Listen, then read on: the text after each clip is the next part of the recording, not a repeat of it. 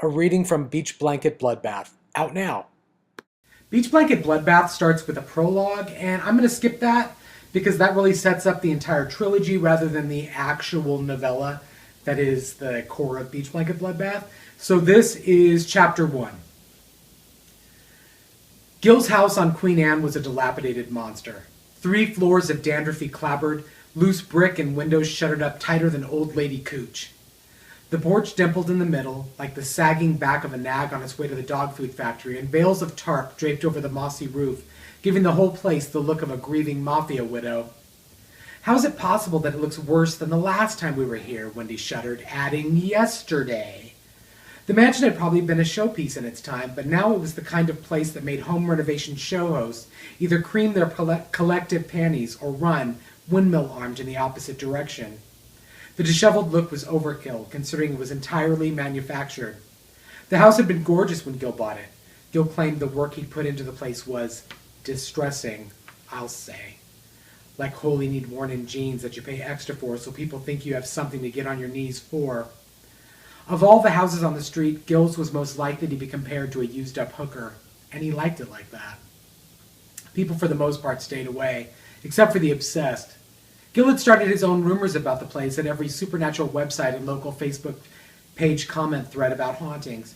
The news drew thrill seekers to the house from far and wide, but they always left dazed and a little thinner, drained of some of the red stuff. It was quite the racket.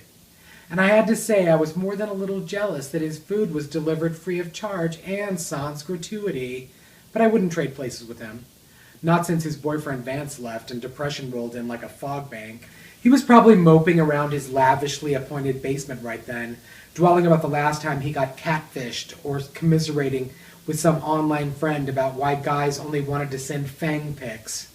He'd tell them no, and then the very next text was some lewd shot of their big fat fangs, usually slathered in saliva droplets or some other bodily fluid that isn't captured often on Instagram. Those weren't nearly as bad as the bait-and-switch vamps that lured him in with shots of six-pack abs and showed up with pony keg guts. Of course, Gil would immediately forward those pics to Wendy and I, no matter how vomit-inducing. I texted Gil and looked up from my phone just in time to witness Wendy angrily pound the horn. I swatted her hand aside and pivoted in my seat for the inevitable confrontation. Oh no, bitch. You need to get a grip. We're going to be together for a few days, and not just because we're trying to beat a cruise ship down the coast. I know. We're mending fences. It's our mending fences road trip. I might add that the last time you talked me into one of these, you ended up with a boyfriend, for what that's worth, I thought, and I ended up with a hole in my midsection I had to pack with newspaper. It wasn't cute. I cringed, remembering the clean lines of the blast.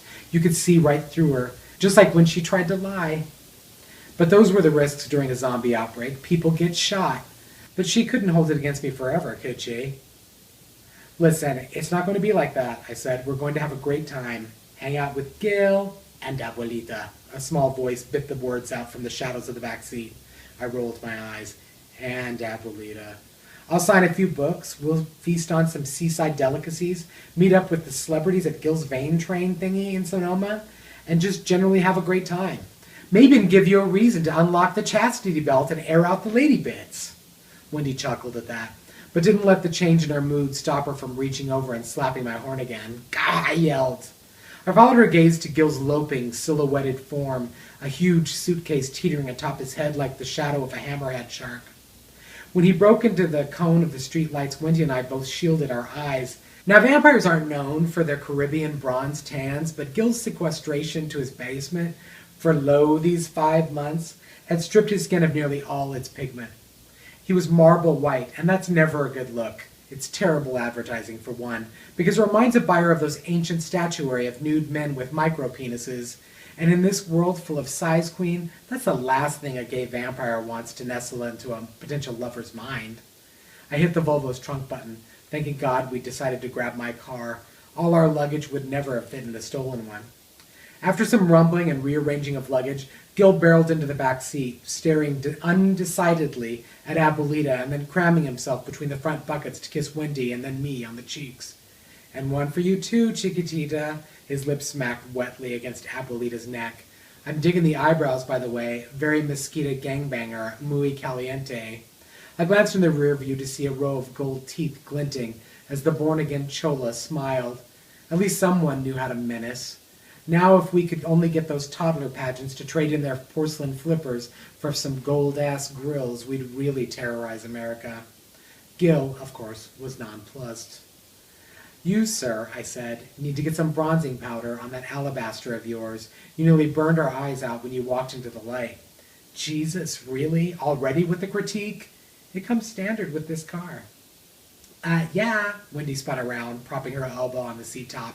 You look like one of our cloud cuddlers, and even with our prettiest specimen, that's not a good look. I pointed in the car in the direction of the freeway as the chatting continued. Cloud this, shipments that. It wasn't a long drive to Las Felicitas, an inordinately mouthy name for the new town that had sprung up on the Washington coast between Aberdeen and Astoria.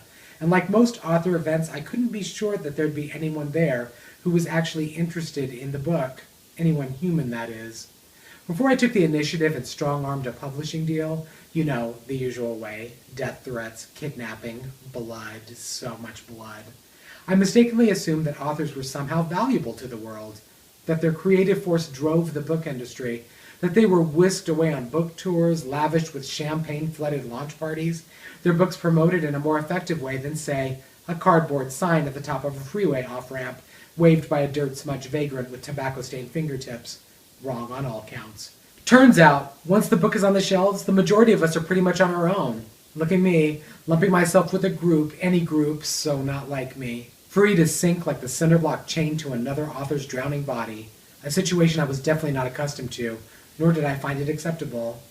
The reception of my first memoir, Happy Hour of the Damned, was decidedly mixed and fell into two camps. The largest majority, those who felt our humor, and by ours I'm not only including Wendy and Gil, but you, if you've even laughed once, was horrible and offensive, and two, those who were in on the joke, whatever that meant, but preferred to check their books out from the library. Supernaturals knew about the books, certainly. Critics came out of the woodwork to lambast my gall at exposing our secret ways. But even a year after its release, as usual, not a single human took the book as reality. Who'd believe so many undead roamed the night or day, and were the ones who always got to the clearance rack to snag the exact size you were looking for? Yes, I'm talking about myself. Again, no sales. Turns out zombies, vamps, ghosts, and shifters are even bigger ebook pirates than humans. Still, you can only wallow in desperation for so long before you either A, kill yourself, B, shoot up a Starbucks, or C, get a fucking grip. I chose the latter, also a little of B because I was hungry, always, and A seemed self-indulgent since I was already dead. If there were a D in this equation, I might have seriously considered it, especially if it involved a hot Italian with flexible hips, but I didn't see it on the list, so moving on. My notoriety amongst supernatural types drew the wayward undead to book events like homing pigeons, so I was certain the trip out to Las Felicitas wouldn't be complete washout. And either way, I would make money, even if I had to pry it from someone's cold, dead hands. In most cases, this was the preferable method, and happened often enough to bolster my enthusiasm. Gil took it as a good sign that there were actual living people out there that could be lured to remote locations on the outside chance of having fun, but would of course become our free meals. He turned the idea into a life strategy, but all that was beside the point. The book signing was just one stop on the road trip, and the real goal was retrofitting our dilapidated friendship before it fell apart completely. But the road promised adventure. It called to me like a Louboutin trunk sale. But more than that, it would take Wendy's mind off her troubles and Gil's off his shitty love life and mine off my finances. For once. It's a little bit. It's not the entire chapter. I think I'm going to run out of battery. That's it, though. Ask me whatever questions you want to ask me. I will answer them. I might be drunk while I'm doing it, but I'll answer them. And give it that. And cheers. I don't know what you're drinking. You can let me know. Actually, I think that you're telling Jean and Samantha right now. While I got off my fat ass and recorded this. That's it. This is like the end of the night. Let's chat back and forth forever and ever.